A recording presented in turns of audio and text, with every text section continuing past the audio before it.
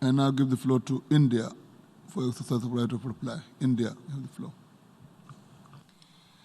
Mr. President, I take the floor to exercise India's right of reply to the statement made by the Prime Minister of Pakistan. Every word spoken from the podium of this august assembly, it is believed, carries the weight of history. Unfortunately, what we heard today from Prime Minister Imran Khan of Pakistan was a callous portrayal of the world in binary terms. Us versus them, rich versus poor, north versus south, developed versus developing, Muslims versus others. A script that fosters divisiveness at the United Nations, attempts to sharpen differences and stir up hatred are, simply put, hate speech. Rarely has the General Assembly witnessed such misuse, rather abuse, of an opportunity to reflect. Words matter in diplomacy. The invocation of phrases such as pogrom, bloodbath, racial superiority, pick up the gun, and fight to the end reflect a medieval mindset and not a 21st century vision. Prime Minister Imran Khan's threat of unleashing nuclear devastation qualifies as brinksmanship, not statesmanship.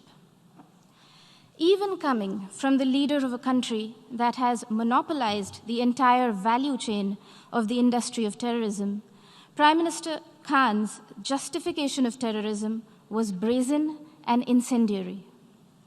For someone who was once a cricketer and believed in the gentleman's game, today's speech bordered on crudeness of a variety reminiscent of the guns of Dara Adam Khel.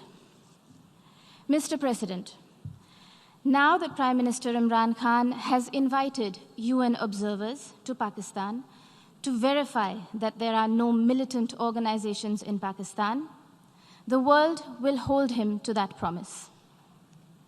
Here are a few questions that Pakistan can respond to as a precursor to the proposed verification. Can Pakistan confirm the fact that it is home to 130 UN-designated terrorists and 25 terrorist entities listed by the UN as of today? Will Pakistan acknowledge that it is the only government in the world that provides pension to an individual listed by the UN in the Al-Qaeda and Daesh sanctions list?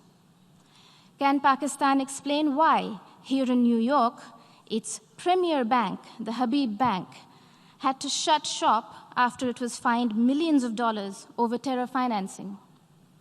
Will Pakistan deny that the Financial Action Task Force has put the country on notice for its violations of more than 20 of the 27 key parameters? And finally, would Prime Minister Khan deny to the city of New York that he was an open defender of Osama bin Laden? Mr. President, having mainstreamed terrorism and hate speech, Pakistan is trying to play its wild card as the newfound champion of human rights. This is a country that has shrunk the size of its minority community from 23% in 1947 to 3% today, and has subjected Christians, Sikhs, Ahmadiyyas, Hindus, Shias, Pashtuns, Sindhis, and Balochis to draconian blasphemy laws, systemic persecution, and blatant abuse and forced conversions. Their newfound fascination for preaching human rights is akin to trophy hunting of the endangered mountain goat, the markhor. Pogroms, Prime Minister Imran Khan Niazi, are not a phenomenon of today's vibrant democracies. We would request you to refresh your rather sketchy understanding of history. Do not forget the gruesome genocide perpetrated by Pakistan against its own people in 1971 and the role played by Lieutenant General A.A.K. Niazi. a sordid fact that the Honorable Prime Minister of Bangladesh reminded this assembly about earlier this afternoon. Mr. President, Pakistan's virulent reaction to the removal of an outdated and temporary provision that was hindering development and integration of the Indian state of Jammu and Kashmir stems from the fact that those who thrive on conflict never welcome the ray of peace. While Pakistan has ventured to upstream terrorism and downstream hate speech there, India is going ahead with mainstreaming development in Jammu and Kashmir.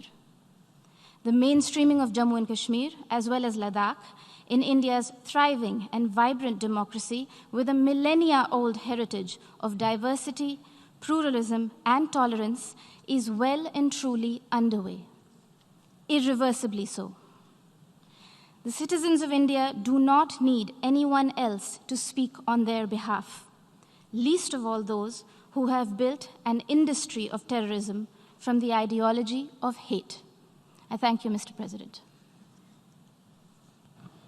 I thank the representative of India for her remarks.